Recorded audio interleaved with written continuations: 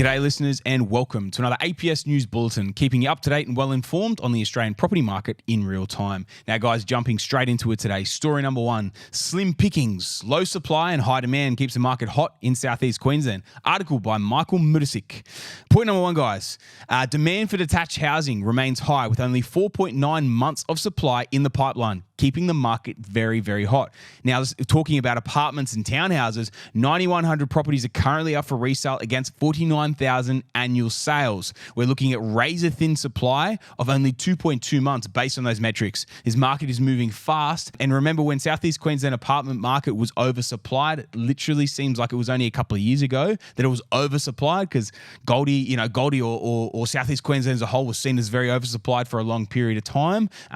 Those days are long gone. The market is very, very tight now. Rental options are limited with a vacancy rate across the region of just 1%, meaning fast releases and increasing rents. Median residential prices for detached houses are at $905,000 with weekly rents at $685, while apartments and townhouses are priced at $620,000 with median with a weekly rent of $610 per week. Now guys, Southeast Queensland typically stretches from the Sunshine Coast down to the Gold Coast and out to Toowoomba with Brisbane as the core city in the middle of it. Some really, really interesting sort of statistics and where that market currently sitting and where it's heading right now too. Obviously, stock is super tight. Vacancies are right down. There's a lot of pressure on that market right now. They're literally current boom conditions, which is going to be very, very interesting to watch this sort of play out in the next 6, 12, 18 months as well. Winter is always a period where stock does decrease and does always get a bit tighter, but this market has been on a very downward trajectory in terms of stock and available listings over the past 12 to 18 months as well. So it's going to be very, very interesting to watch this thing play out and if the market continues in boom conditions and continues to boom. Remember that article we released a couple of weeks ago as well about Brisbane and its impending boom too. So very interesting to watch that from a Southeast Queensland perspective, guys. But moving on to article number two, guys, story number two, banking giant NAB cuts 3-year fixed mortgage rate. Article by Duncan Evans over at news.com.au. One of Australia's biggest banks has just delivered a surprise gift to homeowners struggling to lock down a home of their own.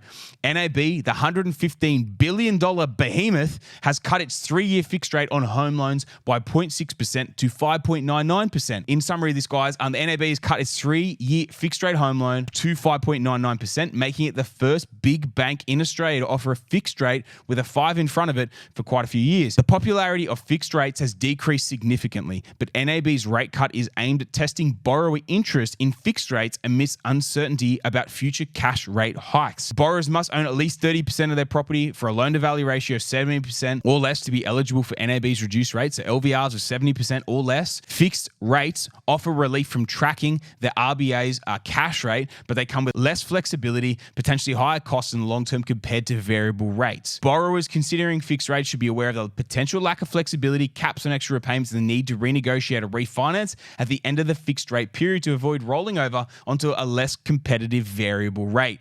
Now, guys, this is massive news. It's kind of like that 2 to 3 year window again, especially 3 years ago. In 2021, 2022, the RBA significantly reduced the interest rate, and there was a lot of fixed rate mortgages you could get in the twos specifically, right? They were massive in the twos. There was even some owner-occupied loans you could get at the 1.99, 1.89, that sort of thing for fixed rate mortgages for 2, 3, 4 year windows. A few years ago, fixed rates were really, really popular. It was when the RBA was also saying that they weren't going to move interest rates until 2024, in which they backflipped and started moving them in 2022. So that sort of confidence, that sort of speech by the RBA gave the banks the confidence to offer really low fixed term mortgages. I know I was a beneficiary of that. I fixed a lot of loans in at 2, 3, 4 year windows in the 2%. And then they came off in kind of the 5s and the 6s and whatnot too. So to have someone bringing a rate back out, and especially someone as big in his own words as a behemoth as NAB, to bring back some rates at the 5.99% is really, really positive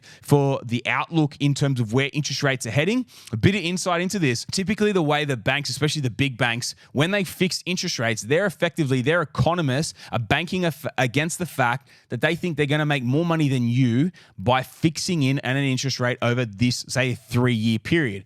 which means if you look at it fundamentally, the difference would be, say, something at a 7% interest rate at present. They think that in the next 3 years, the rates are going to fall low enough, sub 5.99%, that they're still going to make more money off you at a 5.99% fixed rate as opposed to a 7% variable rate, which obviously will come down over time. That gives you a really, really good idea of where they see the interest rates heading over the next couple of years. It also could be a bit of an aggressive push to see if they can take a bit of refinance out of the market and take a bit of cash out of the market from that side of thing, a bit of debt out of the market, take a bit of ownership. But I think this is a really, really good insight and a really, really good factor and kind of almost like a precursor, guys, of the fact that interest rates are more than likely going to start coming down, as we all know, potentially in the next 6, 12, 18-month window. But the fact that they're bringing this thing out, 3 rate cuts below where that LVR is sitting of the 70% with that bank, it's a really, really good indicator of where they see it going. So it's always a good thing when you see your big banks starting to trim back their fixed rates, the longer-term fixed rate interest rates that they offer.